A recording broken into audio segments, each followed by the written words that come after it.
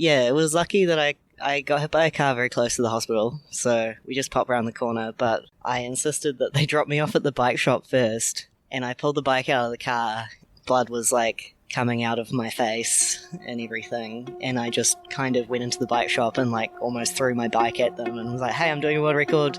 My bike's really broken. Can you, have a look at it? I have to go to the hospital. Bye.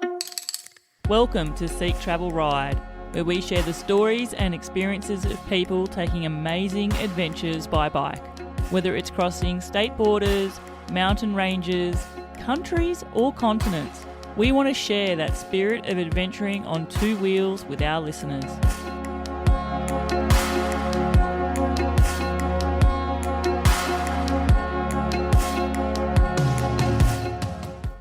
Hello listeners. I'm your host, Bella Malloy, and today I'm chatting with Robbie Danger Webb, who spent almost a year riding their bike and travelling full circle around the world. In fact, they returned home having completed something pretty remarkable, which is becoming the first openly trans person to do so. I've been following Robbie's journey for some time now, and what struck me was their approach to it. There's an honesty and down-to-earth way that they've shared the realities of long-distance touring, the brilliant moments and the tough ones, and the bits in between that most of us don't see or openly discuss on social media. I've mentioned many times on previous episodes that bike travel isn't always filled with blue sky, sunshine, fairy tales, and unicorns, and travelling solo on such a huge journey definitely comes with a mental challenge to keep pushing forward each and every day. And Robbie has shared it all with a great dosage of humour as well. They've certainly had their fair share of mechanicals, gone through a fair amount of chains, got hit by a car, which not only injured them, but also totally wrote off their bike's forks. And Robbie even had to resort to zip tying their cranks on the bike when they also fell apart. But you'd be wrong to focus purely on that side of this adventure. Instead, I want to understand how it all began, the genesis of the idea to set out on a world record ride in the first place, and what it was actually like to be living on the road, travelling the circumference of the world for so long. It's the people and experiences which make these journeys, and I cannot wait to hear more about them. Robbie Danger Webb, a big warm welcome to the show. Oh, kia ora. Nice to be here after all of this time talking about being here. Oh my gosh, listeners, we have swapped messages so much, and today it is an absolute privilege because something that's quite unique. First for me, Robbie, is I'm actually recording face-to-face in the wild, in the outdoors. So listeners, you're going to have some ambient external noises here. But it is a privilege to be sat opposite with you finally after, I think, exchanging messages for months. I've got a long list of questions in my head, Robbie, but the first one I have for you is a question I start my show with, and I ask it of all my guests, and that is, Robbie Danger Webb, do you remember the very first bike you ever rode? Oh, so I busted this story recently on the Yarra Bug radio show I was on, but the one that I think of isn't about a bike. It's actually about a push scooter, because I didn't ride a bike when I was growing up very much, but I was in rural New Zealand and there was the school triathlon, which is, of course, running, biking and swimming. But I didn't know how to ride a bike, so I was permitted to bring a push scooter. But all the biking was done on grass, so I just had to run around carrying my push scooter. Can I just say, I've just come off a weekend mini bikepacking adventure where I had to ride my bike on grass, and that is the most energy-sapping thing to ride a bike on, regardless. And actually, much like you, I was pushing my bike a lot of the time too, but that is hilarious. How old were you? I don't know, probably 7? Yeah. So you were saying you didn't really ride a bike that much. When did you come into riding? I really got into it when I was about 22, and it was all because I hated cars and I was really into climate action, and I just walked everywhere. And then eventually I was looking at other people riding and thinking, they don't seem that fit. Maybe I should give this a better try because, if they can do it, why shouldn't I? And then I just got into it really hard. I got into bikepacking because I heard it was it was like commuting, but longer and more beautiful. And I was like, okay, I guess, I'll just go from commuting to bikepacking. And then I just stayed there. And it's morphed ever since, because I think I was reading, Robbie, and correct me if I'm wrong, but I think one of the first big bikepacking trips you actually did was the Tour Aotearoa, wasn't it? Yeah, I did it maybe a year and a half after I got into bikepacking. Which, for listeners who don't know, is isn't it a 3,000 kilometre brevet ride that crosses New Zealand? Yeah, and I made the bike that I rode. I love this. So I want to go deep down into the rabbit warren of mechanics here. You built your own bike and you made it yourself. What drove you to doing that in the first place? So I went to art school, and I like project and making stuff, and I like thinking of like a big project that I could get into for ages. And so my first big project related to bikes was that I was going to learn how to braze bike frames, and I was going to make a bike for the Tour Aotearoa. And then I thought I was going to become a frame builder, but in the end I decided to just become a bike packer instead. Wow. So how long did it take you to make your bike? I only had access to the workshop for a couple days, so actually just a couple days. Oh my gosh, this is, wow. I was legitimately waiting to hear like 7 months or something like that. 2 days. And hang on. So full credit here. Your bike lasted too, right? Yeah, I still have it. I'm a bit scared it's going to fall apart, but it was the second one I'd made. So I did a course at the TAFE in Brisbane, actually, to make bike frames. Something that strikes me, actually, is that there would be nothing like building your own bike up to learn how to fix it if it breaks. Yeah, and like if you're not in the normal range of bike sizes as well, it's really easy to get into frame building because you can finally have the shape of bike that you want. So my show normally doesn't discuss bikes in much detail, but I'm going to go there because it's just natural. Like, I'm sat opposite your beautiful cargo bike here. That's not the bike you rode around the world in, but the bike that you rode around the world in, is that something that you particularly spent a lot of time making sure that it would be good for you, your size and all of that sort of stuff? Yeah, because my geometry is quite weird, so I have like quite long legs and short arms, and most of the bikes for smaller people tend to be like there's too much room, there's not enough room for a frame bag, so I want like a very square, short bike. So I didn't find many. My one that I rode around the world on was a Standard from Berlin, and they do a lot of good geometry for small frame sizes where the frame is actually shorter in the smaller size range, which is good for people with short arms. Okay, we're going to take you all the way back to the Tour Aotearoa though. So that was your first really, really big bikepacking ride on your own bike.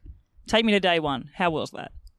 Oh, yeah. So the Tour Aotearoa, it starts from Cape Reinga, which is it's a beautiful part of the world. It's where one of the few places, maybe the only place in the world where you can see two seas meeting each other. Oh, and it wow. kind of swirls around.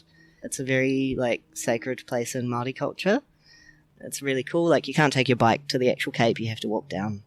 And yeah, the year that I did it, it was only happening every 2 years at that point, and it was a huge start. Like, there were so many people registered that year, and you have to start in waves because there's ferry trips and the ferries will get overloaded if everyone starts at the same time. So you start in a group of 100 people. Wow. And I was last because everyone else was just raring to go. And my first day on that tour was riding down 90 Mile Beach. I've heard about this, which actually isn't 90 miles. Isn't 90 miles. They thought that because they were measuring it by how long it took to ride on a horse, I think, and that's how the measurement became wrong. Ah, okay. We might have to Google that later. I might be wrong about that. Well, that's okay.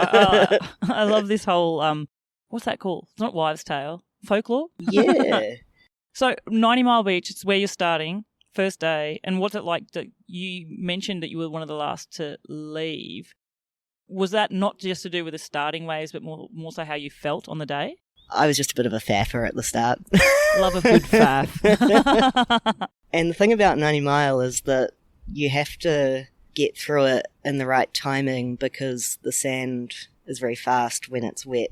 It's a bit more like concrete, but as soon as it starts to dry out, your bike starts to dig into it and then you're walking. So did you have to walk, or were you fast enough to deal with a lovely super dry concrete wet sand? I had to walk off. I got in at midnight. No. So hang on. So where does the route take you if you have to walk? Like, are you walking through the beach? Are you walking on the sand? Is there like a road next to the beach that you can take? Or are you just like hiker biking on sand, which just to me sounds like hell? You are hiker biking on sand. It's hell, people. It's hell. I've just spent 2 days hiker biking, and that was hell on the grass, let alone the sand. Walking in soft sand's hard enough. Yeah, it was all because, like, my chain wouldn't stay on at the time, and that was through no fault of my own. It was just that there was, like, a lot of sand, and my bike was set up very cheaply. It was 1x8. Oh, wow. But I've heard there's a group set that's 8 gears. Apparently it's, like, one that mechanics talk about a lot as being sort of dependable and faithful. Is that the same group set I'm thinking of? Is that what led you to putting that group choice on, or...? Yeah, it's kind of a similar vibe. It was a Shimano Alivio, like, bottom of the barrel kind of one, and it had a friction shifter, so in theory, not much could go wrong with it, and I could fix it. But sand through the chain wasn't the greatest of things. No, and it's very well known that a lot of people, by the time they get to Auckland, they might have to replace their bottom bracket because all the sand and water that has gone, and corrosion too, because it's salt water, obviously. Yeah, but it's beautiful. It's worth doing. Something that strikes me about the Tour Aotearoa is New Zealand is such a spectacularly stunning country, and the North Island and the South Island are vastly different as well within that, and even places within 30, 40, 50 kilometres can look so starkly different as well. Did you have that beautiful experience, Robbie, of feeling like you were really moving through the country on that ride? Yeah, New Zealand is a really great place to get started in bikepacking because you do get to experience lots of beautiful stuff but not be that far away from civilization and resupply and everything else, which is really wonderful. Yeah, because you're seeing stark, beautiful scenery, but you're not in like the most remotest place where you're 3 or 4 hours from a nearest town or something. Yeah, because the country's so skinny as well that we have like lots of really connected routes, I suppose. So you can experience all of that stuff. And like bikepacking's a really good way to see your own country. And I had like never really been interested in traveling until I tried bikepacking and realized that like, oh yeah, like actually traveling is fun. Yeah, because that's something that I came across was when I was researching about you and about your world record ride, something that came up was you finished the Tour Aotearoa and a lot of other competitors were ready to be gone and home, but you were really yearning for more. And so that sort of thought of I want to keep traveling and discovering, is that what you're sort of talking about there, like realizing bikepacking is such a great thing and it was something you realized about yourself, actually you did like this idea of travel and slow travel? Yeah, because like I think traditional touristy travel, you just go to the place and you see the thing that you've heard of. But I really liked the parts where you got to see and take photos and be in places where other people wouldn't be able to go, and it was much more peaceful and eat whatever you like and meet lots of nice people who are actually interested in talking to you because they're like, whoa, what are you doing here? That's crazy. Yeah, and it's come up on the show a few times, Robbie, where it's a conversation starter, isn't it? Like seeing you, you're not the normal person, you haven't rocked up in a car, you're traveling on your own, you're on a bike. What are you doing? I guess some people are also curious because you're clearly carrying everything you have with you on your bike, so there's an extra set of maybe vulnerability in their eyes on everything that you need to survive is purely on this bike. How is that possible? And it is a conversation starter, isn't it? Yeah, and I think people like both like they feel safe when you come on a bike because you're so vulnerable. I feel like they like get to live a little bit through you, like they get a little bit of the adventure when you hang out with them. People are like usually much more receptive to meeting us because they're just happy to be part of it all, which is really cool. You would have had that insight a little bit on the Tour Aotearoa. Was that something that you, I guess, when you started scheming with the world tour in mind, that was an aspect of it that you were really looking forward to? Yeah, a little bit. And like, because I'd been following people who had done world tours, I really liked how their experiences had gone. I think my main one, when I was thinking about it, was Ed Pratt's unicycle world record. And his stuff was very much like he was always meeting people and like doing all this weird stuff. And I was like, oh my gosh, that's so cool. Yeah, and to me, it's also something that struck me after interviewing so many guests and so many guests who've travelled long distances, whether it's, long distances in a single country or across a continent, some of them gone around the world, some of them gone around the world multiple times. It wasn't until starting this podcast that element of meeting people and having those connections with complete strangers it's something that I've noticed with people once they've done that. It's something that becomes part of your identity. And then there's also that whole pay it forward part that comes out as well, because you realise that what we're potentially told about the world and the scary places and the people in certain countries that will not be great to us and all that is anything actual but to reality sometimes as well. And so I'm sort of getting that vibe from you too. Like, my algorithm is so tilted to bike travel now. It's ridiculous. It's normalised it. Like, it makes someone sat across like me, from me like you, the idea that I'm sitting across from someone who's cycled around the world should be extra mind-blowing, and somehow it's normalised it to me, which is not correct. Like, you are, what, 0.1% or something of the population probably? Yeah, I think, I don't know what the actual stats are, but there's definitely people who have tried to collect some data on it. It's like, not very much, but yeah, it's, I don't know, my algorithm is no longer bike travel because I feel like I get jealous if I see too much. Oh, no, but, I mean, you're still travelling now. Yeah, I have like, kind of like whittled it down to like everyone I know and tried to remove all the brands and stuff. I think we still follow each other, so I feel selectively happy about that. I've made the cut, listeners. Reaching the Tour Aotearoa finish line, how did that feel? Did that feel like a, wow, I've accomplished something here? Yeah, it was awesome. It was a bit crazy as well because like that was the year of COVID and everything was closing. The international riders were getting told that you have to quit your race and come home now or you're not coming home. And everything was really uncertain. It was really awesome to get to the end, but it was very strange as well because we'd kind of had no idea that all that stuff was happening because we were just focused on bike riding. And then all of a sudden, the next week was COVID lockdown as soon as I got back. Wow, so we're talking early March 2020 here, aren't we? Yeah. Wow, what a mad time that was. So you make it to the finish line. You feel really proud and accomplished. You have this thirst for bike travel, and New Zealand shut down. How did that feel? Yeah, it was a bit awkward. I mean, I guess like I actually got to finish and so many people didn't. And so I didn't feel too bad about it because like that was such a privilege in itself that some people were so close to getting to the end of the Tour Aotearoa and then just couldn't quite make it, including one guy who was 80 when he was riding. Wow. Yeah, it was epic. Oh my gosh, do you know who that... I need to find out who this person is. Yeah, I hope he listens. I think about him often and wonder if like what happened to him and if he actually finished. But wow, was he a Kiwi? no, he was an American. Wow. Good on you, for whoever you are. And if you are listening, get in touch with me. Can I ask another question of you? How did you feel about your own country having travelled it in that manner? It's definitely, it makes you feel more connected to all the people you meet because you've been to the place that they come from and you know, like you can talk a little bit about it and it makes it really easy to talk to people. And like that's now extended to the world where like I'll be chatting to someone and they'll say where they're from and then like when we were chatting earlier and we were talking about living in France. And Yeah, it is. It becomes a bit of a different conversation starter as well and interesting. But I also feel like you discover so much about your own country when you get to travel there in that manner that you otherwise could be locked off from travelling so quickly in another form of transport. Like I feel like you feel the landscape a little bit more as well. Yeah, and like it's really awesome to know that you've seen more of your own country than most people will ever see. And like I didn't really want to allow myself to leave New Zealand until I finished it.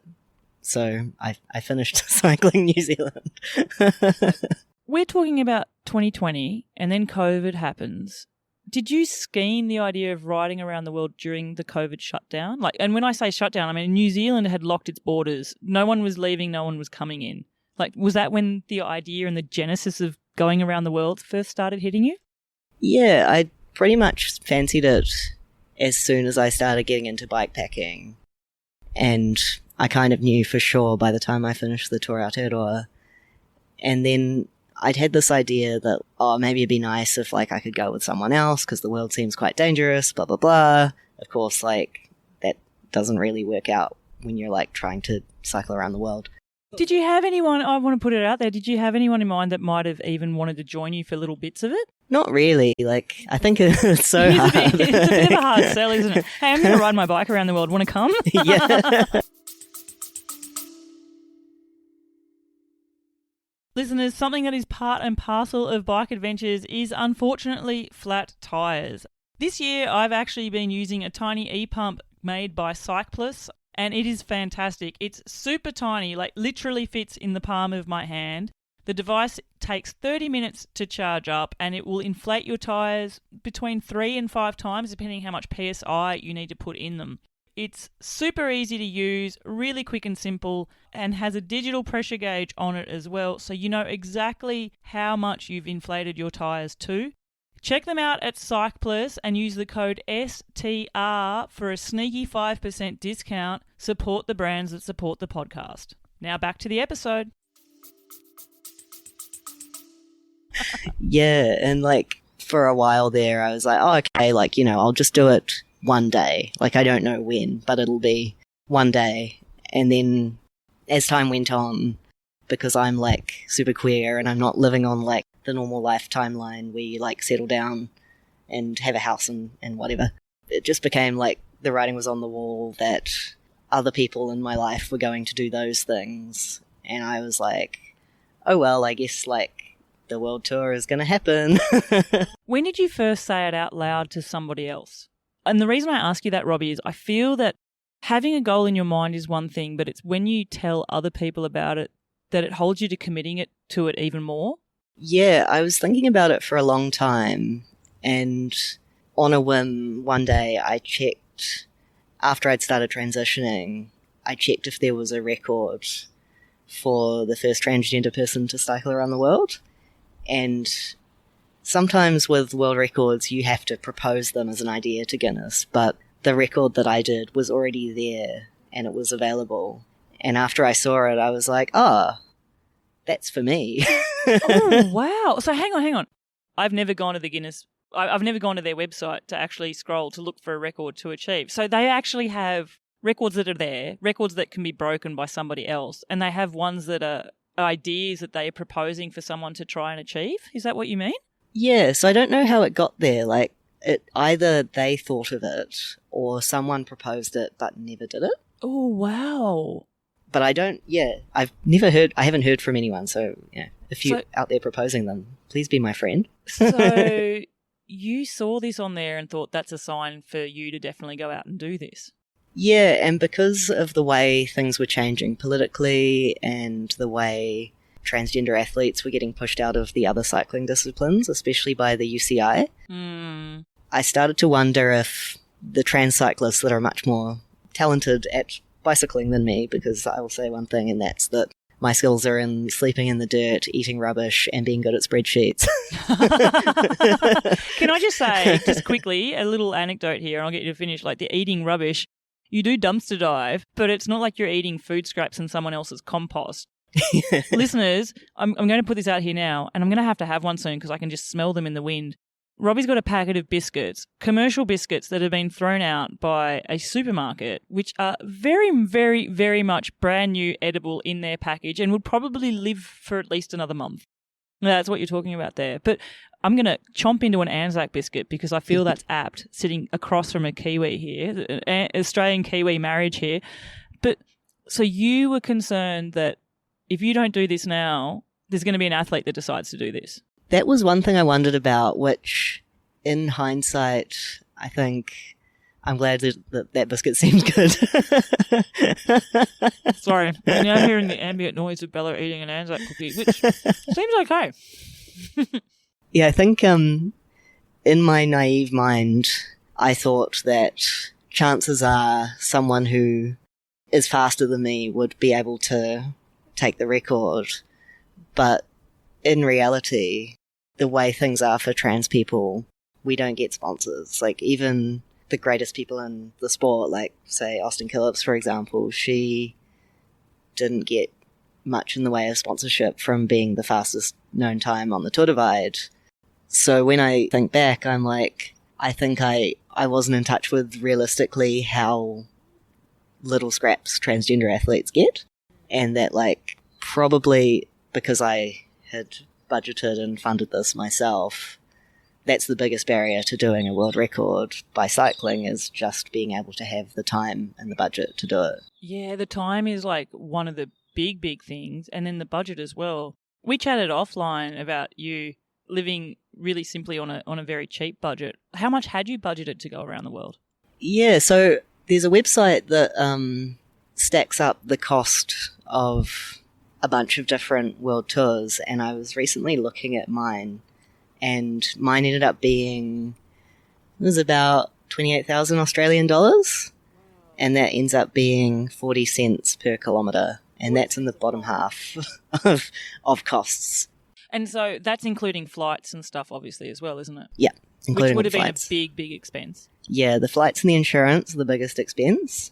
I'm amazed you can actually get insurance. Yeah, I had to do a bit of research on the insurance, because some of it you can't get insurance because you're Racing. Yeah. Who did you go with? Because this is a topic I wouldn't mind discussing. And listeners, if I have anyone out here who understands insurance for people with bike trailers, please get in touch with me, because it's something a lot of listeners, Robbie, will email me about asking a question of. Because getting insurance if you are just bike traveling can also be really hard. And there's complexities to it. Like some insurances will allow you, but only if you stay below a certain elevation, for example, or if you go over a certain elevation, then you're not allowed either. Like, who did you take out insurance with? So it's a New Zealand provider called Covermore.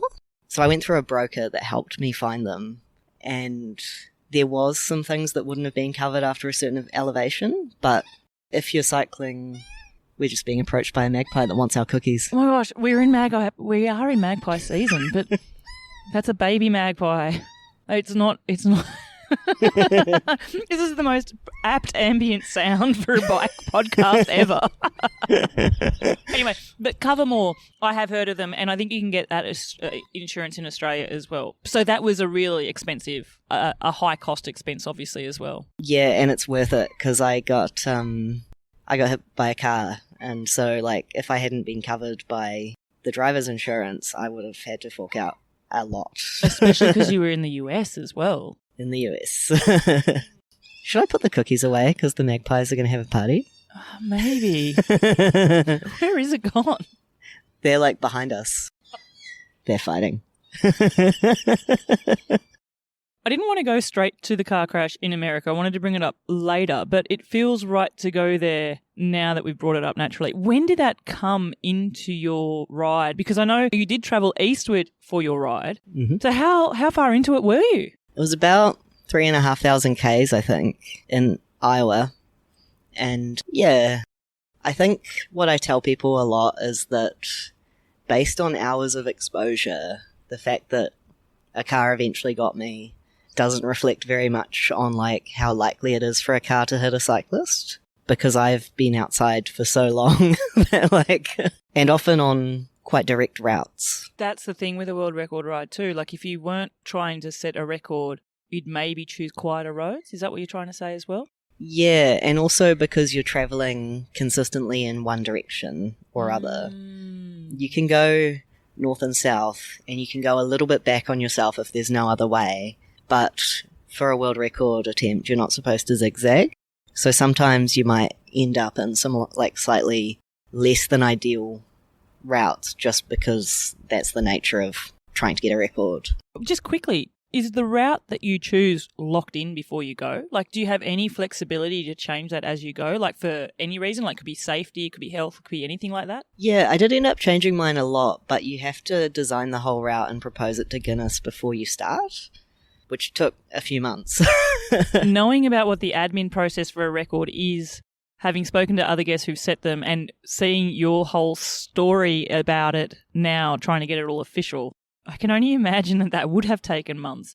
Did you have to change your route on the ride? You did, didn't you? Yeah, because like when you're looking at a screen and trying to plot out where you're going to go, it's nothing like when you're there in person, especially if you're planning it by yourself as someone who's barely ever left New Zealand. Yeah, so I ended up adjusting it quite a lot purely because like sometimes you're just trying to get to a bike shop or accommodation, or you're trying to avoid bad weather. There's so many things. And I tried to keep the main cities that I was hitting all the same, but you just run into road closures or weather or all sorts of things that will throw you off. And I can't even imagine that. Like, I can't even imagine having to plan out a route that is that long. What is the official world record distance? Is it 29,000 or? It's just over 29,000. Yeah. Yeah. And you've got to pick 2 routes at different polarities or something too, don't Yep. you? The antipodal points. Mine was Seville in Spain and Auckland. Which means that you have to go through those. Yeah. And they approve the antipodal points before you go as well. And a lot of that's all to do with the fact that they just want to make sure that you're going to meet all the requirements before you go, which I think is a good thing. Like, otherwise, you don't want to sink all of this time and effort into something and then just find out that you didn't get it because of a technicality. Like, that would be absolutely. devastating. Yeah, absolutely. Does that also mean, just tangent here, does that mean that Seville is like literally on the other side of the world from Auckland? Yeah. If you tunnel all the way through the world, there's like a little bit of leeway because towns are not necessarily exactly on top of each other. But New Zealand tends to be the antipodal point for most of the world records, I'm pretty sure, for cycling, because we're just perfectly the opposite. I always feel for Kiwis in particular whenever I'm on a long haul flight because it takes a day to get to Australia, and then if you're a Kiwi and you're heading to New Zealand, the long haul normally stops in Australia and you've got like another 3 or 4 hours to go. So it does feel like you are literally on the other side of the world. Yeah, I think my biggest flight was 12 or 13 hours from Auckland to Vancouver. Oh, gosh. It was gnarly. I remember talking to friends saying that I was really happy with the route that I'd chosen when I was coming back to Australia because it was going to be, there was a small flight and there were only 2 shorter flights of 9 hours each, and everyone's mind was blown that I could think that a 9-hour flight was short. That car crash in Iowa, you said? Yeah. You ended up in hospital with that, didn't you? Yeah. It was lucky that I got hit by a car very close to the hospital, so we just popped around the corner, but I insisted that they drop me off at the bike shop first, and I pulled the bike out of the car. Blood was like coming out of my face and everything, and I just kind of went into the bike shop and like almost threw my bike at them and was like, hey, I'm doing a world record. My bike's really broken. Can you like have a look at it? I have to go to the hospital. Bye. That tells me a couple of things. Like the first thing that your reaction is for your bike. There's obviously something you're feeling about the bike, but also the record is so important for you. Do you feel that was adrenaline at the time to not know how banged up you were? I think you needed stitches in your eye, didn't you? Yeah, I got stitches, 5 stitches. And I guess you would have had a concussion check and stuff like that as well? Yeah, I had an MRI. I think I might have had a mild concussion afterwards, but it was nothing that prevented me from riding. The reason I wanted to go to that was I've spoken to many guests, Robbie, and when they're on such a long ride, the emotional roller coaster you experience can be very high and very low, and the motivation to keep going, it takes a lot of mental fortitude sometimes to keep it going at a low. Being hit by a car, I imagine, is something that's so extreme that could push that thought into process. Did you ever have the thought of just stopping there? Because speaking to you now sat across from me, it sounds like you were pretty driven to keep going. Did you ever think at that point, you know what, Robbie out, I'm done with this? Yeah, no, and I think there's a couple reasons. One is just that, like, the immense cost of it all to, like, pack up your whole life because I wasn't paying rent at home. I needed to pack up everything, store everything, and then go.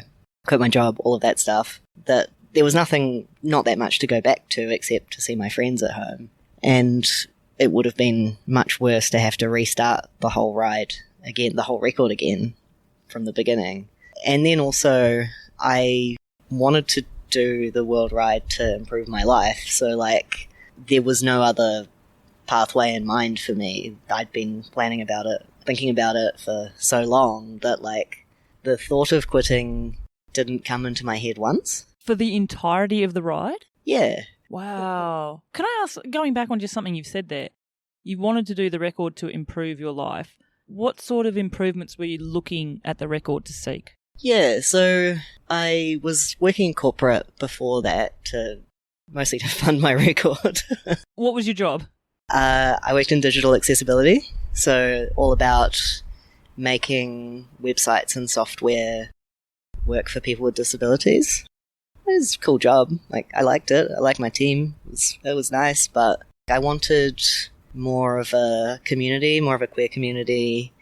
I wasn't really getting that in New Zealand, so part of the world record was that I was also looking for a new community somewhere else and like being able to connect with people and kind of raising my profile as someone who did adventure stuff with the idea that afterwards I might be able to do something with it, whether that's writing a book or editing my videos together or, I don't know, something.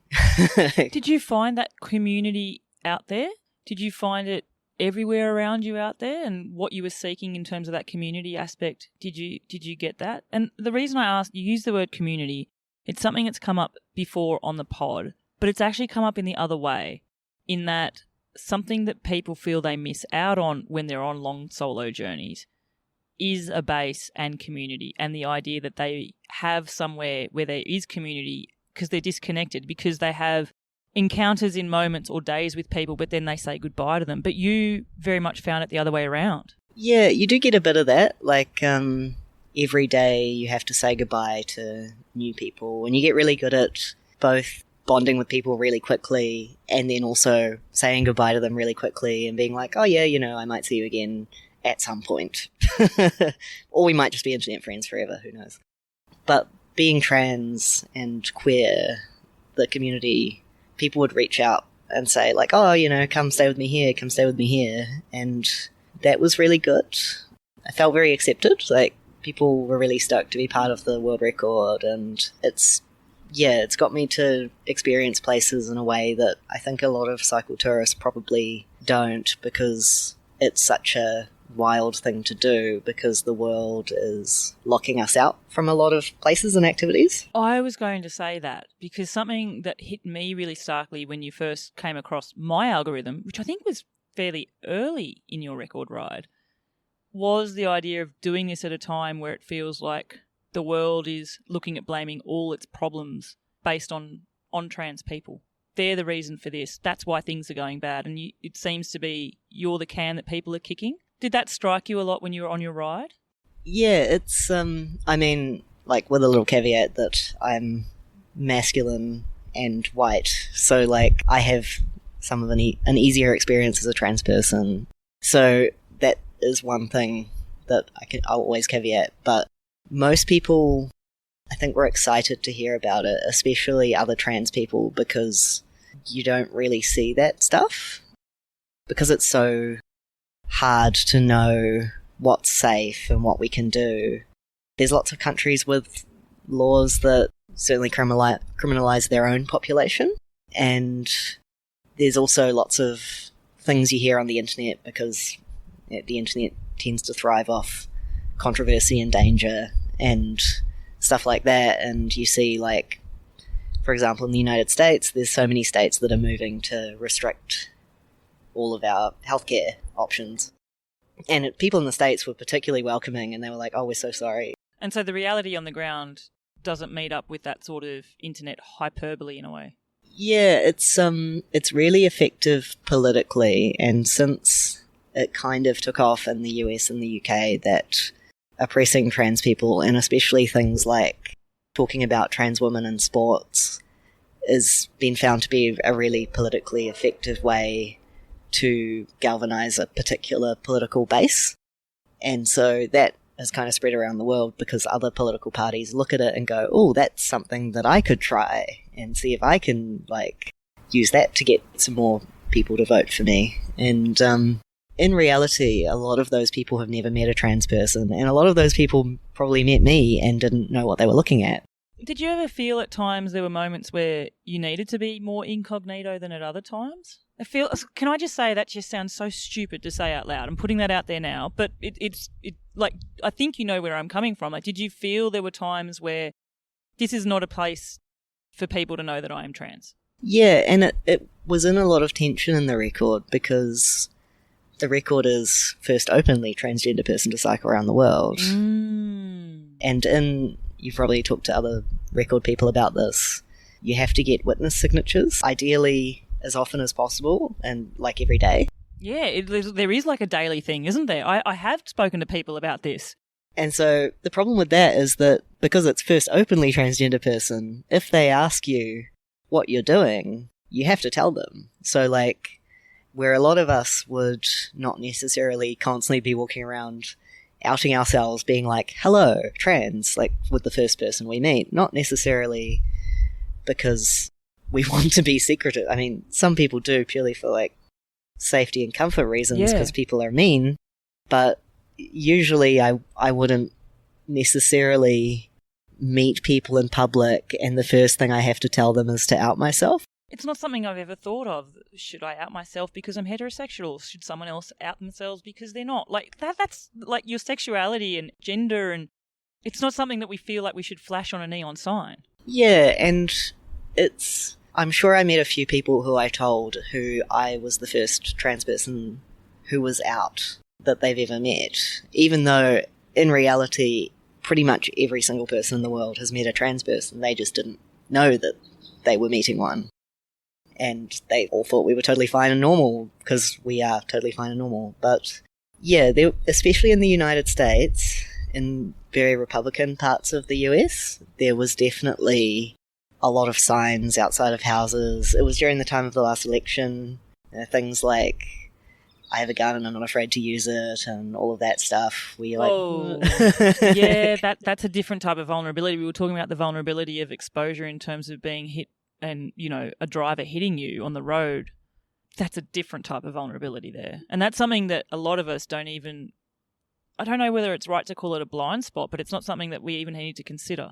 Yeah, and then in certain countries, especially in Eastern Europe, there's been more of a shift towards the right. And in Georgia especially, the day after I arrived in Georgia, no, the day before, there was a new anti-LGBT law that came into effect, and part of that law was no LGBTQIA plus propaganda. So that was like no pride flags, no rainbows, no expressions of LGBT pride and whatnot. And it was totally fine getting into Georgia, and Georgians were very nice to me, but like I did have that thought in the back of my head that I would be considered propaganda. Wow, and then having to approach people for witness statements when that's what's going on. Whoa. The good thing is that once you get into places where there's a language barrier, I think that helps a lot, because, and a lot of times I said, I'm doing a trans world record, and because trans also means across the world. That's what they would take it as. And so I technically told them, and like, if they asked me more, I would definitely tell them, but like, it was always tricky because you only need one person. Is there any allowance in the Guinness World Record about safety and personal safety and being able to take a measure to keep yourself personally safe? You can get out of, so most of the time you have to proceed by bike, but you can go in a car to the hospital. That's definitely one thing. And then you can reset. And when you propose your route, there is a provision for impassable barriers, which is like the sea, because you can't cycle over the sea.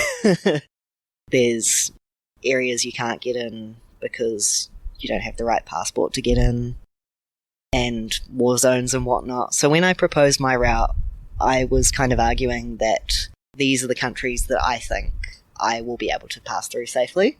And there were some other countries that I didn't go to because I was worried. But in reality, if I was to do it again, the countries I was worried about were not the countries that I would be worried about now. Listeners, if you absolutely love this podcast and you love tuning into the stories that I bring to you each and every week, you can help me and support the show by heading to buymeacoffee.com/Seek Travel Ride.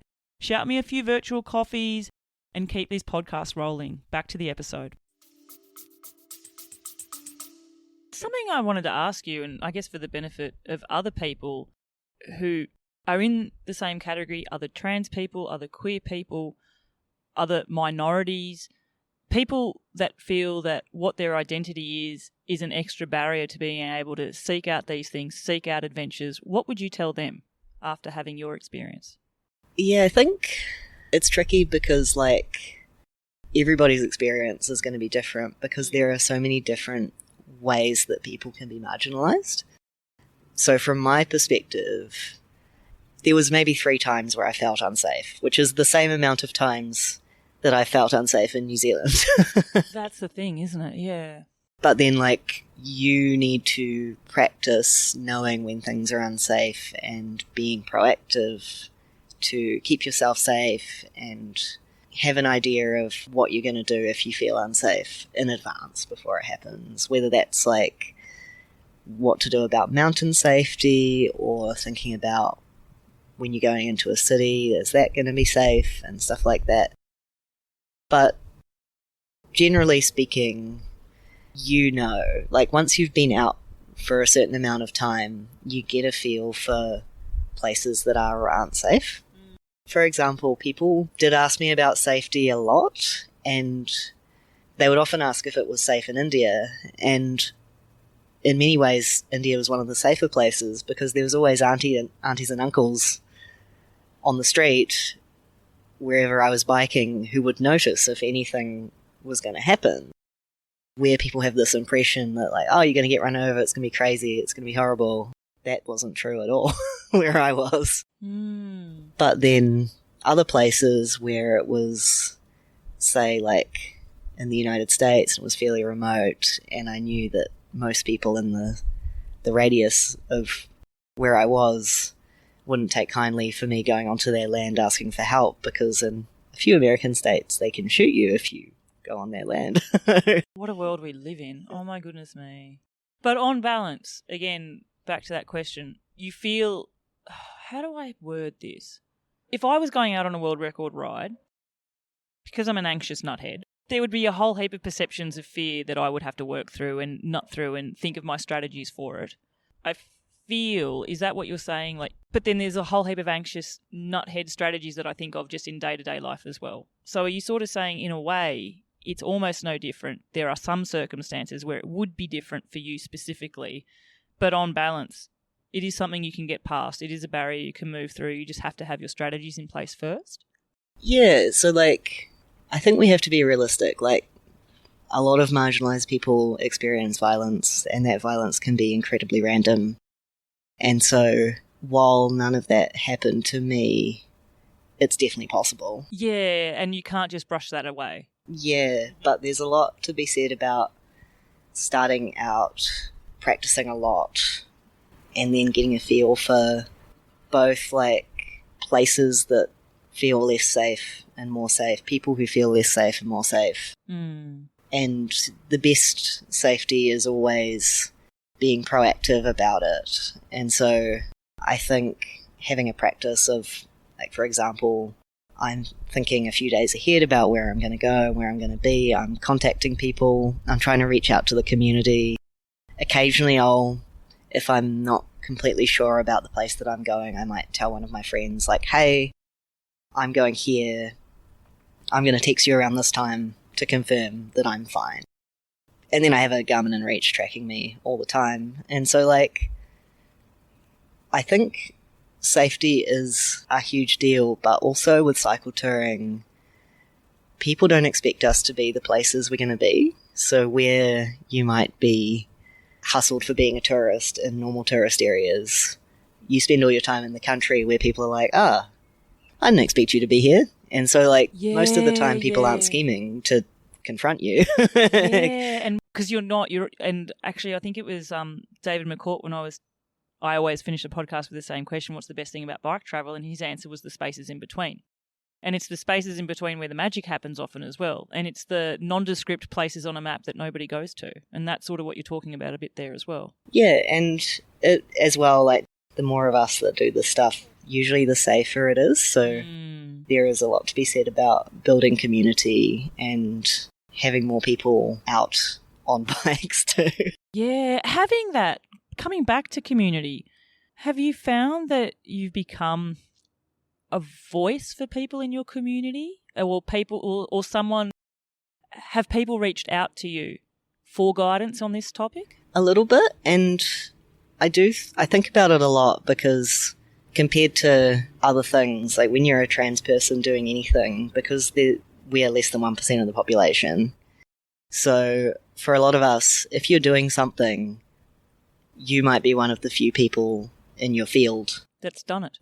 Mm. So you become the expert. Yeah, and so I think as well, I I spend a lot of time thinking about like whether I'm doing the right thing or the responsible thing with what I say and do, and sometimes I go back and edit myself because I'm like, oh, actually, there's a lot of young trans people who might be watching me do things, and I want to like make sure that I'm doing the right thing by them. That takes a lot of self-awareness to think of in that respect as well. Oh, my mind's blown by all of this sort of stuff, by the way. I don't know if you can visibly see that I'm the the brain explosion emoji in front of you right now. Wow. Gosh. It's an extra added layer of, I don't know whether complexity is the right word, Robbie, but it is an extra layer of things to be thinking about, to be scanning about in the back of your mind day to day through places. I want to go back to the experience of a tour, because I feel in the people that I've interviewed, and I feel like your world record ride would be the same, it's the people that you share your time with during the day, in the random conversations in the spaces in between. Wow, what are you doing? Who are you? Where are you going? Where have you come from? They're the general questions, but the acts of kindness that come your way, all those interactions are what really become the highlights of a tour. Now, when someone's setting out to set a record, there'd be an element where achieving what you set out to do would have to obviously be a highlight. But would I be right with my gut instinct of those experiences with strangers as well, sticking out starkly for you? Yeah, definitely. And like, I think where I didn't completely feel like I belonged in Auckland, I met a lot of people who were really similar to me around the world, and that felt really good to be able to go to all of these different places and be like, oh, there's people like me here who are like really cool, like that's great. And yeah, that gave me a lot of self-confidence that I could go anywhere and I would probably be able to find people. It comes back to almost, you took a world tour to find your community. Yeah, and I will say that probably my Instagram helped me a lot. Sometimes social media can actually be a blessing. Yeah, it's like, because people already know you, you don't have to spend as much time trying to convince them that you're actually doing the thing you say you're doing, because it's very clear that you are. I met a lot of people through my Instagram. I used warm showers a bit, but by far it was either people I met through Instagram who reached out to ask me to stay, which is incredibly generous considering that they really do not know me. And every now and then someone would stop me in person, a few wonderful ones. And every now and then it was another trans person, because as much as cis people think they cannot tell who is trans, but sometimes we can tell when we see each other. Is that just part of just being in the minority? You've just got a different, I don't know, spidey sense about it or something. I don't even know how, oh God, I must sound so stupid. And I'm sorry if I sound stupid. I'm sorry if I've sounded stupid through any of this. I'm just being honest and open with how I'm thinking. It's the sixth sense. The sixth sense is a gaydar. I want to talk about those people experiences then, and I want to talk about an unexpected high experience, like, and not necessarily meeting someone in the trans community, but just meeting a random stranger and, you know, an unexpected random act of kindness. I should pull out a country and say, tell me about this, but actually I will. Tell me about an experience in India, for example. Oh, yeah, I had a few good ones in India. I also got a good one for you in the States as well. But in India, I ended up hanging out with the folks at a bike shop called United by Cycling in Kochi. I just came in because I'd knocked over my bike so many times that things were falling apart, and I crashed into a rickshaw and a motorbike. That is such a random sentence. All crashes in India are generally slow speed and you don't really get hurt, but my bike falling over meant that half of my stuff was like kind of breaking. I have heard this before, Robbie, that there's so much traffic on the road you can't actually sometimes fall over. You'll just fall into something next to you. Does that resonate? Oh, I was usually in the country, and the highways aren't too bad. Usually you're just cycling on a big shoulder by yourself, so that was pretty good. But the folks at the bike shop were so lovely, and they ended up showing me around and taking me to restaurants and stuff, and I ended up painting a mural on the wall of their bike shop. Awesome. And can I say, I mean, because drawing is a skill you have. In fact, I am wearing a shirt which is designed by you on the back, Bikepacking for All. We are it's an inclusive message in collaboration with Paper Roads. Paper roads. Paper roads. Shout out to Paper Roads. Thank you, Amy. You're doing a legendary thing there, looking for a more inclusive space for bikepacking. But yeah, drawing is something that you do. So you actually painted for them something as well. That's awesome. It's like a lifelong little thing that you've left with them. Yeah, and after I hung out with them, they said they were keen to start up doing warm showers as well. So how awesome is that? And do you also feel on the flip side, like have you finished this trip with a bigger sense of paying it forward? Definitely. Like if people ask me like what I'm going to do eventually, and I feel like one of my dreams might be that one day I retire to open up a Trail Angel spot on like a cool bikepacking route. Oh, yes. I love this. You're going to be the random person that's got like all sorts of Trail Angel. What's going to be on your Trail Angel food goodie list? Is it going to be dumpster dived cookies or is it going to be... Oh, that'd be good. Yeah, I think you'd run it so like some of the cashed up credit card bikepackers could like pay for some kind of like luxury room, and then I would give away the accommodation for free for everyone else, and that's how it would balance out. Oh, I love that. I love that. Like, so opening it up to people who otherwise wouldn't be able to afford to do what a lot of us can do and don't think anything of being able to do. Yeah, and being able to be like, okay, like we're never going to turn anyone away, but let's like figure out how to fund these spaces for a more inclusive bikepacking. That didn't really answer the question. I'm probably going to feed them dumpster food, and maybe if you pay, I'll feed you real food. Every podcast has to talk about food. I know we've talked about dumpster food a little bit, but for those that aren't aware about dumpster diving being a place to find legitimately perfectly good food that's been thrown away, how did you get into that? And what is the best thing that you've dumpster dived? I was doing it with my mate for a long time in New Zealand before I did it on the bike, and I wasn't really thinking about doing it on the bike, but when I got to Vancouver, I hung out with Eric. Everyone will know him as True Marmalade, the cargo bike guy. Hi, Eric, you're a legend. Eric, get in touch with me. He loves dumpster diving.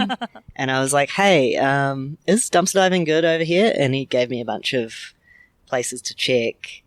And I quickly found out that dumpster diving in the States and in Canada is incredibly easy. And almost every little town, at least more than half of the time, you'll find something. So that was really good because the exchange rate to USD was quite bad at the time. I could imagine. Not really good with the Kiwi dollar there. And you could find pizza and cookies and like American style biscuits and all the good stuff. So you just bike across America eating junk food, and it's a good way to keep the budget down. Sometimes did you find fresh food? I just remember I interviewed Daniel Troyer, over a year ago now. Hi, Daniel, you're a legend as well. He rode across America and dumpster dived for a lot of his food there as well. And on his film, he was finding like heaps of punnets of fresh strawberries and fresh fruit, bananas that had absolutely nothing wrong with them, stuff like that. So did you find some healthy food as well? Yeah, sometimes, though, because I was staying really rurally, because it's easier to camp for free, a lot of times it was gas station junk food. But I did have one moment, I think it was in Wyoming, where it was like a bin the size of a shipping container, and they had these little things on the side where you could slide them open, and inside it was full of melons. Like watermelon or rock melon or honey? All of them. I know I've interviewed people who've gone through like Uzbekistan or places where it's melon season and you're gifted melons. And I've had a lot of people joke that they're not sure whether or not it's a joke or whether it's kindness because they then have to strap a melon to their back. But exactly.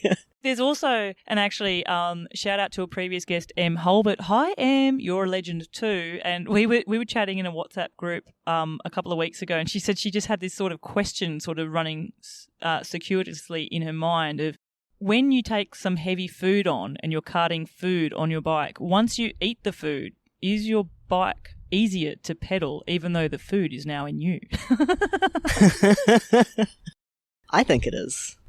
I mean, I think it's more like the emotional uplift of having the delicious food. Oh, yeah. And I mean, melon, like that's like drinking water at the same time. Yeah, and like that time as well, I got heaps of veggies, and then you just go to the campsite, and if you have to leave your tent for a while, it's all right because you give your neighbour heaps of free fruit and veggies, and then they're going to keep an eye on your tent.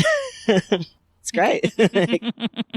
Robbie, we mentioned when you crashed your bike in the States that you took the bike straight to the bike store because you knew it had sustained damage, and I'm pretty sure your forks were absolutely cactus. They were gone. You've had some pretty grim mechanicals.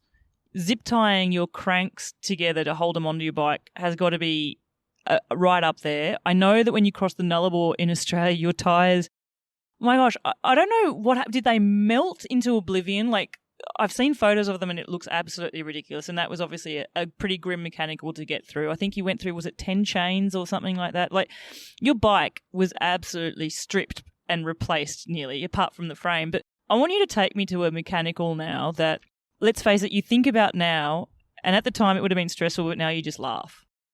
Yeah.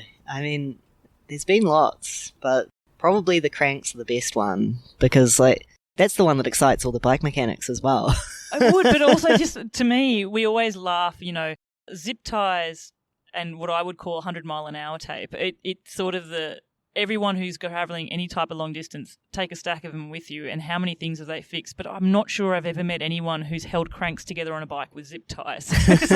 So kudos for the best MacGyver job you've ever done on that. Yeah. Tell me about it, though. How did you come up with this, and how far did you have to ride with zip-tied cranks to get them fixed? So the good news is it was only about 100 Ks, I think. Only 100 Ks. I guess that's really small when you're relatively comparing it to 29,000.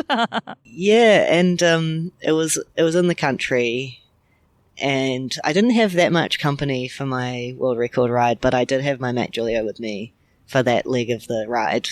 And we were going up a hill, and all of a sudden I thought my chain snapped because I just suddenly lost power and just crashed. Like, there was nothing going through the pedals anymore. And quickly realised that, no, the retaining bolt on my cranks had completely sheared off, which the theory is that if you use them for long enough, they eventually overlies and then more susceptible to being able to break like that. But did pretty good for doing the whole world, so I'm not complaining. But so we were looking at them, trying to figure out how to fix them, and came up with this idea that because they're hollow cranks all the way through, that you could run a zip tie through them and just cinch them together with stuff on either end. And that worked? Yeah, it felt horrible to ride because they were slopping around, and basically the cranks are even more destroyed by the time you get to your destination. Are you still in like a perfect circle? Like, are you? Do you know what I mean by that? Like, you know, when a bike, when the cranks are normal and they're not needing to be repaired by zip ties. Yeah. One foot's at 12 o'clock, one foot's at 6 o'clock, and you turn the revolutions, obviously, they're perfectly symmetrical. Did you zip tie? Can you only zip tie them symmetrical? Again, it sounds like another dumb question. Yeah, they can move a little bit from side to side because, like, you can't get them perfectly tight. So I just pedaled sitting down. I didn't stand up while I was riding. But the funny part was that we started figuring out how to fix them, and all of a sudden a ute comes by with a farmer in it, and he just says, "Cows coming," and a whole herd of cows just... we just have to scramble to get the bike off the road, and then we're just hanging out, waiting for all these cows to go past so we can fix our bike. And, like, it was just, like, the sort of thing that I feel like sometimes the timeline of the world is written by someone's 12-year-old cousin. And they're like, oh yeah, and then you get a bike mechanical and then you can't fix it because a herd of cows walks through exactly at while that you're... point. I mean, what were the chances, right? Quite high in New Zealand, unfortunately. Well, actually, it would be high in the Pyrenees too. I've been joked that in my village, the biggest traffic jam is generally with a herd of cows. It's really cute too. I'm still not sick of it. I do want to go to the tyres though, melting. What happened there? Did they melt? Like, was that what happened in Australia across the Nullarbor? Yeah, I can only assume it's to do with the dryness because the tops of my drink bottles also fell off and the hoods on my drop bars split. Wow. So you think it was like the total lack of moisture in the air caused an extra level of like a rubber corrosion? I mean, what would the word be for that? So the heat and the dryness. Yeah, and I've since heard that the Nullarbor does tend to wreck tyres. I've definitely interviewed people, and my algorithm has suggested people to me who have had this similar issue. Yeah, and it was really good because David from Adelaide was a cyclist there. He flew out with a tyre for me.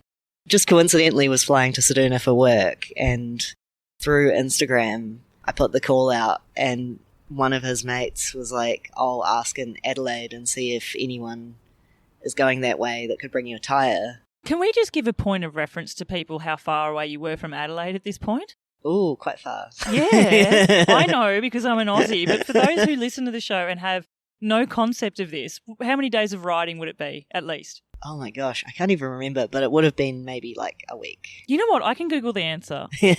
Adelaide to Ceduna? Adelaide to Ceduna. Okay, so listeners, Adelaide to Ceduna is 776 kilometres. Oh yeah. That's just not like someone going to the next town 30 k's away. Yeah, it's definitely the middle of Australia is not the place you want to have a bike mechanical, because what I've been told is on the Nullarbor there's 2 postal trucks a week. Mm. So unless someone can bring you something, like you get someone in a caravan who's driving there already, you're going to be waiting a long time to get your mail. A long, long time. So did you have someone bring you out the tyres then? Yeah. So David, who's a guy who cycles in Adelaide, was just coincidentally flying to Ceduna for work, and he brought me a tyre that he just had in his parts bin. David, you're a legend. Such a legend. Honestly, I can't thank him enough. That was so cool. But Omaphites also shipped me a tyre as well. Awesome bike store in Sydney. Yeah, at that point I was just like, I just need to try every option, because like one thing about doing a world record on a budget is that as soon as you're stuck in one place, it's going to cost you more. Yeah. So you have to keep moving, and so taking a risk on ordering a tyre that I don't need is actually cheaper than having to book accommodation. Yeah, and actually on that, this actually brings me to a question on your route as well. The timing of a world record ride, you set off looking to time it so that you would skip the worst of the cold winter weather. And then things happen, because when we bike tour, things happen. You cannot predict what's going to happen on the route. Things do not run like on clockwork. Things aren't smooth. A car crashes into you and hospitalises you, breaks your bike. That caused a delay, which meant that you didn't get to skip out on all the winter weather either, didn't it? Yeah, I always knew it was going to be tight, purely because I think how I planned it, there was maybe 3 months out of the year that I could leave to go do it, and it was just the way that it panned out that it was towards the end of that window, and I'd already missed that window a year before. I'd wanted to start a whole year earlier, but the clock ran out on me while various things were happening. So, like, I knew that it was going to be tight, and I did end up modifying some of the route for that reason, so I stayed a little bit lower than I otherwise would have. Did that add more distance? I think I had to find some extra distance somewhere else to be able to make it work. Yeah, of course, because, I mean, the 29,000 is the distance marker you're looking for. I guess to put it more aptly, did you find you were steering clear of more mountains, perhaps, and more higher altitude areas? Yeah, I missed a few cool things in Eastern Europe that would have been great to go to. Well, I normally try to avoid the big, obvious milestones, but to me, when you're setting off for such a big, big ride, the start and finish are so far away, the motivation to keep going day to day, you need stuff to be excited about. I want to ask, what were the things that you were excited about on this ride? I mean, I kind of planned my route a bit tactically, so how it started was the places I perceived to be the easiest places to do, so Canada and the US. I was like, cool, this is a good place to ease into it because I speak the same language as everyone there, and I know it's going to be easy. I know a lot about the route. I know a few people there. It'll be great. And then it got progressively harder with more weather, less bike touring facilities, more complexity, with the idea that Georgia and then India would be some of the hardest because our cultural differences would be greater. And the terrain is more unknown to me. And then from Kolkata, I flew to Perth. And then the idea would be that after the Nullarbor, things would get progressively easier and I'd see more and more friends all the way to the end. That was like the carrot, the motivation to keep going and stuff like that. Yeah. When the distances worn you down, you've got those little carrots ahead of you to keep mood lift. Yeah. And either way, I think I always felt pretty good anyway because, like, it's such a wonderful privilege to be able to go places on a bicycle when everyone else is working at their job. I feel like you need to also, like, not sugarcoat. Like, yes, 100%, it's a privilege for any of us to be able to travel long distances. There are a lot of people in this world that do not have the privilege with the passport of the country they're born in to even leave the border of their country. But you've made this ride happen for yourself. Like, you did save up money, you had a budget which you were able to stick to. So in some respects, yes, it's a privilege to travel in things that we have no control over, but it's also, people are working at their desks, but you also did that so that you could take time out to do this. Yeah, and I think, like, probably I am quite single-minded about things. Like, I think, not to get in too much into, like, philosophy and psychology and stuff, but I think that some of keeping my mood up was probably something that I've practiced a lot. I tend to, like, be pretty emotionally regulated in general, even when things are difficult, and I think doing bikepacking for such a long time, that helps build that skill, because you might be in uncertain weather, you might be cold, you might be hungry, but there are concrete steps you can take to solve the problem. And so in some ways I find it easier to deal with than normal life, because if things are feeling bad, you just have a little snack, or you have a little sleep, or you message one of your friends, and then it gets a little bit better. You see a beautiful view, you meet, like, a kind stranger. And so even though it was incredibly hard, the little hits of dopamine you get from solving problems is so appealing that, like, I think often when things did go bad, towards the end I was like, oh, well, it's just more content. I do get where you're at there. Did you find it was, how do I word this? Did you find it was a good escape from the routine of daily life and the problems that you'd be facing day to day if you were still in Auckland in New Zealand? Yeah, I think, like, I was quite involved in activism, and that was really good. But compared to on the road, it's more systemic problems that trans people deal with, and those are not things that one can easily fix. So they're not things that are easily going away either, are they? No, if anything, they're getting worse. Like, the news for us in terms of our healthcare and our oppression is not good, and so in comparison, the things you do on a bike tour, usually, especially if you know how to fix your bike and you know how to talk to people, are not that far away from being solved most of the time. Like, even the fact that my forks got bent, it was about a day off the bike, and the bike shop bent the forks back as best as they could, and then I ordered a new pair of forks to Chicago, so I rode my bent forks to Chicago, and then we replaced them there. It was a relatively quick fix, yeah, whereas it's not a quick fix. There's not even a Band-Aid solution in the meantime.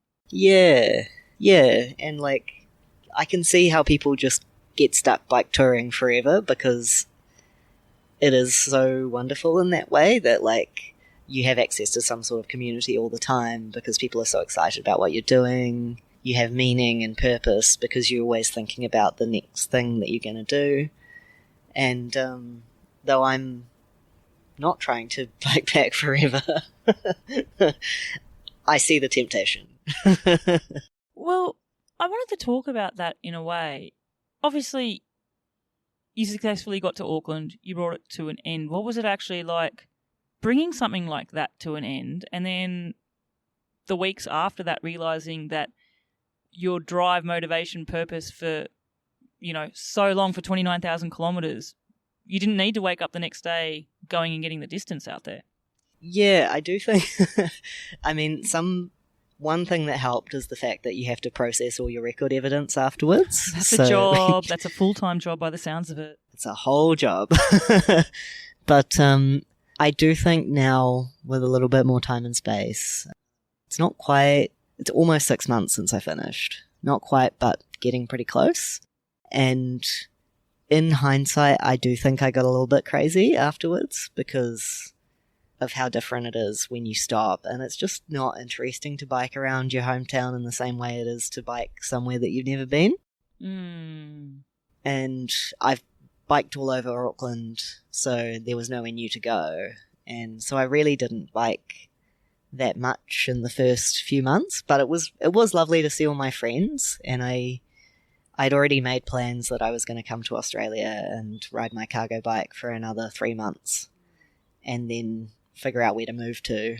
So there was a bit of a plan to look forward to, I think. Yeah. Probably some of this is to answer the question about staying optimistic, is that I tend to always have a plan in advance to look forward to. Yeah. And I've heard that as a strategy. I've talked to people about many times about the topic of post-adventure blues. And when you've hit that goal and it's complete, that chapter's closed, that can often be something that's hard for people to overcome, because you look back with a sense of achievement and nostalgia and what it was like day in, day out, and then you don't have that anymore. And so many people, their strategy is exactly what you're saying, Robbie, is always have something to look forward to. It's like when people have a holiday and they come back, a lot of people's trick is to look at booking the next holiday. I mean, again, that's a privileged thing to say, but it's a strategy for people. And I have spoken with people, and it's sort of a bit that you've hinted on. It's not necessarily healthy just to keep planning the next bike. You know, some people will finish a huge monumental journey and the next thing is, well, I must go and do this other next huge monumental journey. And in a way, it's not super sustainable because you can't always be having the highlight big moment adventures either. Like there is an element where having to realise with the fact that what you did is not the norm. How do you sustain yourself when you're back in, day out, not being able to achieve the big high peak adventures as well? Yeah, I think for me, the thing that tapers it, and probably I will still do bikepacking racing, and I might do another big tour eventually. I think big tours are really good because it reduces your carbon emissions because you're not flying in and out of somewhere beautiful as often as you would if you were just going for like one race in Europe and then coming all the way back here. When you say big tours, what sort of distance are we talking about for big tours? Are we talking about something that lasts a month? Are you talking about something that lasts 6 months? Yeah, I think 6 months plus. Wow. Should be. Yeah. It just shows listeners how different this is for everybody. Because for a lot of people, even just a week of bike travel is huge for them, or 2 weeks. Like there's a lot of people in this world that don't even have 2 weeks holiday a year. Yeah. But again, I guess coming from someone who's spent 29,000 kilometres on the road, it shouldn't seem abnormal to me that 6 months is your viewpoint of a big tour. Yeah, and it did feel like it came to a natural end. And to some degree, people ask me a lot, were you shocked when you got back to Auckland? And I was like, well, no, I was heading there the whole time. Did you visualise that as a finish line thing? Like, did you visualise what it would feel like to get there? Yeah, and originally when I started planning the tour, I thought that would be the best bit, was the finish line and seeing everyone there. And it was really good, like, don't get me wrong. But, yeah, I think, like, it felt like that I was done. Like, I knew I was done by the time I got back, even though I love to bikepack and I could have bikepacked forever after that. There was still, like, a kind of natural end to the project, and yeah, I think it had, like, closure. Wow, and now you're working through the whole admin process of Guinness, and I know that's been a moving feast of its own with many different parts there, and hopefully we find out that it's been formally accepted. God, I hope so. Otherwise, you have to throw a party when that happens, Robbie. You really, really do. I want to ride around the world again, but I don't want to have to collect a witness signature every day. No, would you go in the other direction, just out of knowledge? Like, would you just make sure that this time you're going to ride west? Oh, I think I'd go to places I haven't been. I'd probably go to South America with a mountain bike. Oh, Peru Great Divide and stuff like that. It's calling your name? Yeah, or I'd go again, but I own a tandem. Are you putting the call out there for people to join you, or have you got like a madcap idea where you just arrive in a town and ask a different person to be the stoker on the back every day? God, that would be an amazing podcast. Yeah, there was one person that did it, Freedom Seat. Yes, absolutely. They He's did. awesome. Oh my gosh, exactly.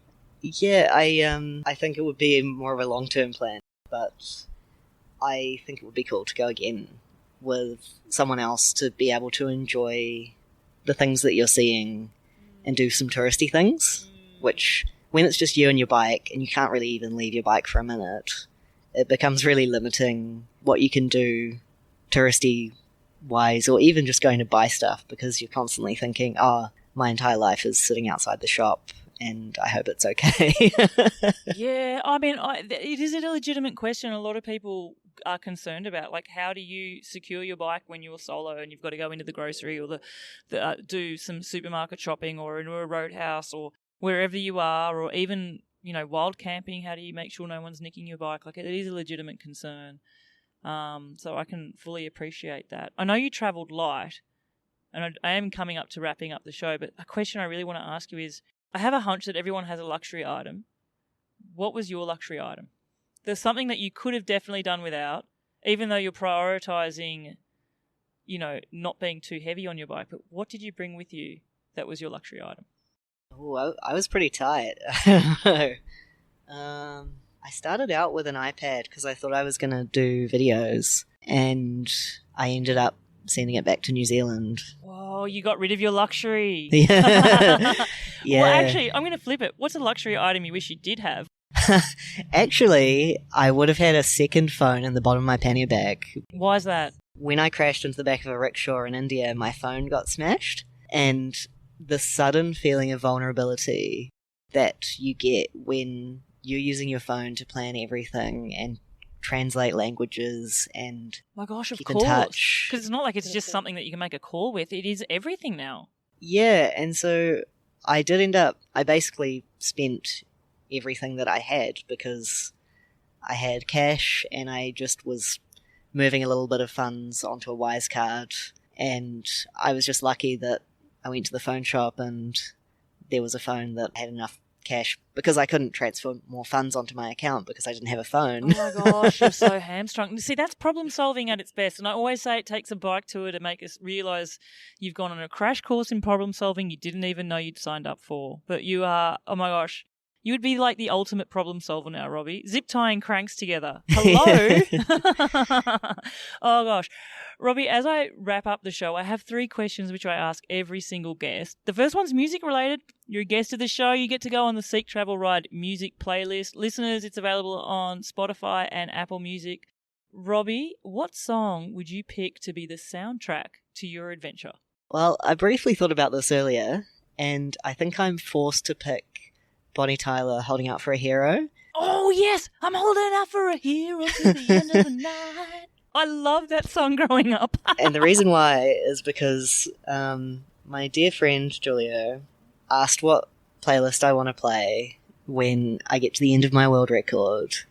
And I said, when I come in, it will be funny to play Holding Out for a Hero, but then it got stuck on repeat. So we listened to it about 10 times. Oh, I love it. I love it. So you know every single music drop, every beat, every word. Oh, yes. I cringe a little bit. It became quite an earworm, right? Can you listen to it now? And actually, whenever you hear it randomly somewhere, it'll take you right back to that moment. Oh, yes. That song that will not stop. You are down. I love it. I love it. Okay, next question.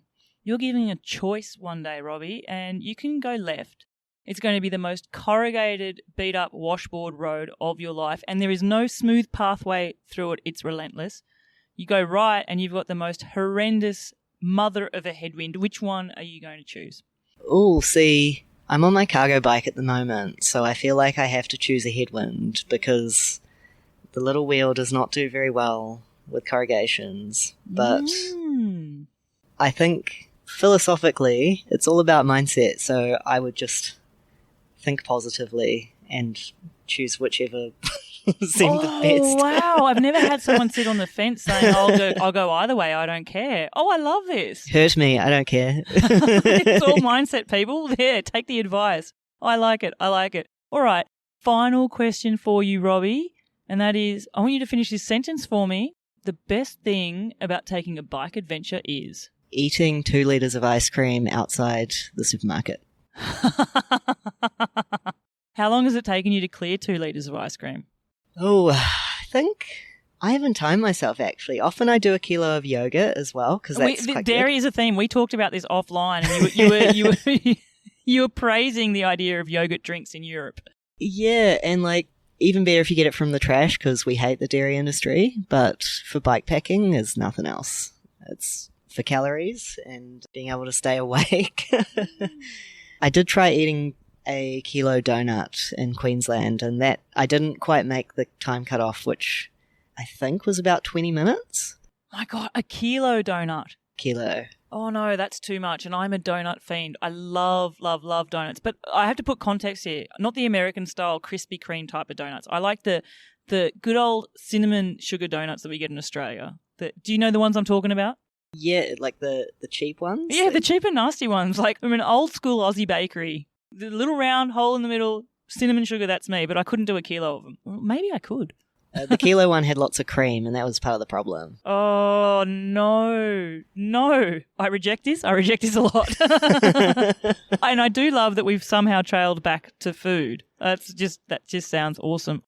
Robbie Danger Webb, this has been a super journey. This has been so cool and months in the making, and it feels like a real treat to be able to have done this face-to-face. It is a treat. I have learnt so much more about you and your journey. I felt like I knew a lot about it because I was watching it play out each day, but there's nothing like sitting across from someone to hear the stories in their perspective as well. And I've learned a lot from you too. I think one of the biggest learnings I've taken away is just that other side of the coin where you took this ride to look at touching base with your community and finding community all around the world.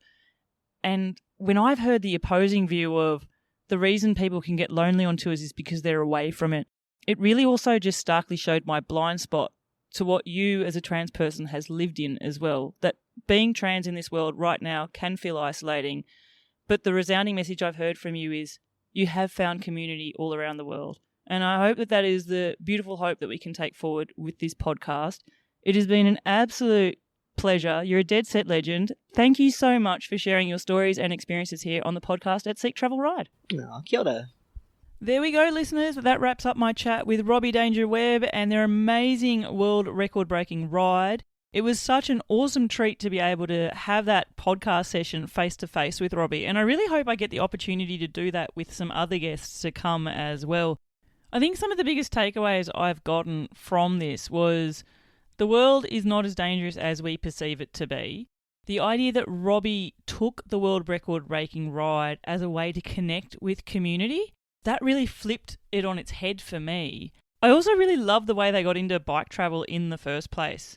It came from a point of environmental consciousness and then quickly flipped when they got into the racing scene doing the Tour Aotearoa.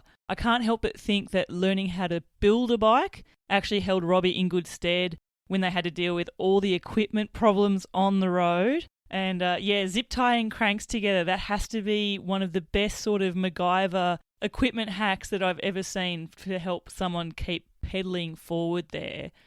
Robbie, I'm going to keep an eye on you and see where your next adventures take you. And thank you for sharing your stories on the podcast. Now, listeners, if you enjoyed this episode of the podcast and you'd like to show your appreciation, you can do so by buying me some virtual coffees. Simply head to buymeacoffee.com/Seek Travel Ride. Buy me some coffees, but more importantly, let me know what is it that you love about the podcast and where is your next bike adventure going to take you. Until the next episode, I'm Bella Malloy. Thanks for listening.